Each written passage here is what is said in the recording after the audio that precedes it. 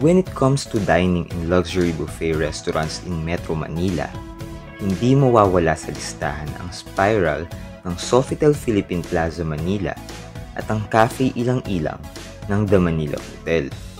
Both are reputable restaurants na flagship ng dalawang high-class hotels, kaya naman talagang pang 5-star ang dining experience mo dito.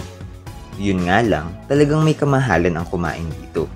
Ito kasi yung mga klase ng restaurants na dapat pinag-iipunan pang special occasions o kaya naman pang reward sa sarili once every blue moon lang. Unless legit na mayaman ka talaga ha. Pero kung gusto mo talagang ma-experience na kumain sa isang luxury buffet at medyo confused ka pa sa ngayon kung saan, allow me to share to you some insights to help you decide whether sa Cafe Ilang-Ilang ba o sa Spiral Restaurant kayo next nakakain. Let us find that out in this vlog. But before we start, mag-disclaimer lang muna tayo. Itong mga isi-share ko sa inyo na information ay purely from our personal experience and personal judgment ha. Wala akong universal standard na ginamit. Lahat ay base lang sa personal standard ko. And this is not sponsored. Sariling gastos namin to lahat. I have separate vlogs pala for our dining experience sa Cafe Ilang-Ilang and Spiral. So kung hindi nyo pa yun napapanood, check nyo na lang yung link sa description box below.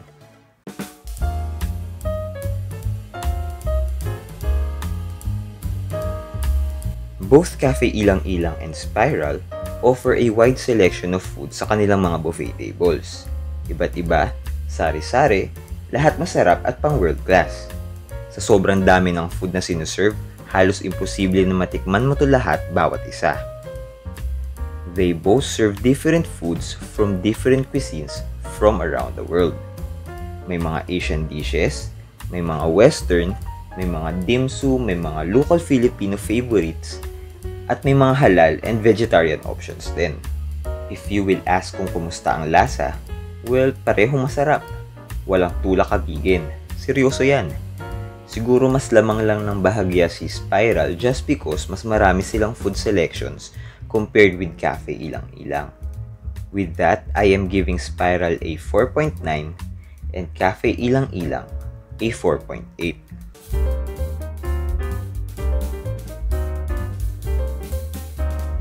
When it comes to the ambience, pareho namang maaliwalas at maganda ang interior sa Spiral at sa Cafe Ilang-Ilang. Very modern ang design and there is enough space to go around freely sa buffet area kahit full house pa sila. But for this criteria, I will have to give it to Spiral. Mas open kasi yung dining area nila because of the very high ceiling. And of course, there is this spiral staircase na nakapagpapadagdag ng social na vibe. Mas gusto ko din yung pagkakasetup ng buffet area dito, unlike sa Cafe Ilang-Ilang na medyo magkakahiwalay yung buffet stations. I am giving Spiral a 5 and Cafe Ilang-Ilang a 4.8.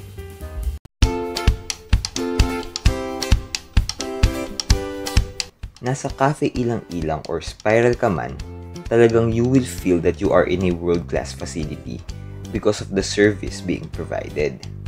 Pagbungad pa lang sa entrance, sobrang friendly, attentive, and prompt na ng mga crew.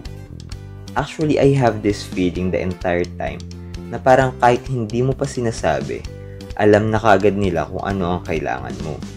Very courteous ang mga tao dito and always smiling. Parang may butler lang na naka-ready sa gilid for all your needs. Isang tawag lang, nandiyan na kagad sila. Parehong assisted buffet service, itong sa Spiral and Cafe Ilang-Ilang. Meaning, may mga crew or chef na nakaantabay sa bawat food station and they will assist you pag kukuha ka ng food na gusto mo. Actually, pwede mo nga rin ipa-customize yung luto para maiayon sa gusto mong lasa. Isa pa sa kinaaaliwan ko sa kanila is talagang sila pa yung nag-o-offer ng mga promos nila para makatipid kami sa bill. As in lahat ng posibleng discount na pwede naming i-avail talagang nilalatag nila.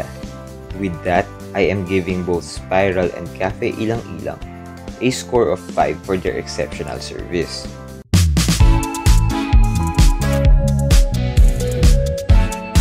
Pagdating naman sa usaping bayarin, saan ba ang mas sulit ang bayad? Again, itong mga luxury buffet na ito ay talagang expensive ang rates, kaya hindi mo pwedeng araw-arawin ang kain dito. Otherwise, mamumulubi ka talaga. For your reference, ilalagay ko dito ang buffet rates ng Spiral at ng Cafe Ilang-Ilang. Parehong Friday rate yung dinner na inavail namin sa Spiral at sa Cafe Ilang-Ilang para dun sa seafood themed night nila. Sa Spiral, it costs 4,999 per adult, whereas sa Cafe Ilang-Ilang naman, it is 3,790. I would say na sulit naman ang bayad sa parehong restaurants kasi talagang nag-uumapaw sa lobsters, crabs, prawns, oysters at kung ano-ano pang mga sea creatures. And all of the other foods na sinaserve sa buffet ay exceptional din ang quality. For example, sa Spiral, they have different sorts of cheeses and ham which are really expensive when you buy it sa market. Siguro masasabi ko lang na mas lamang si Cafe Ilang-Ilang dito sa criteria na ito, all because of the beverage inclusion sa rate nila. Bukod kasi sa coffee, tea, and water, kahit papaano meron ding free-flowing na fruit juices and infused water na options. Yung sa Spiral kasi, coffee, tea, and water lang ang included talaga dun sa buffet rate nila. Just imagine, magbabayad ka ng halos 5,000 pesos pero ang drinks lang nakasama ay kape, tsaa, o tubig.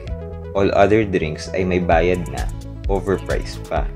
Kaya naman for this part, I am giving Spiral a 4.7 and Cafe Ilang-Ilang a score of 5.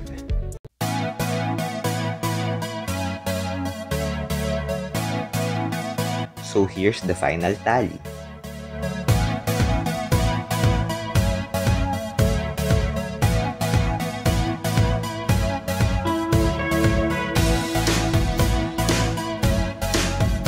After natin makompare ang overall dining experiences Spiral and Cafe Ilang-Ilang, it turns out na it's a tie.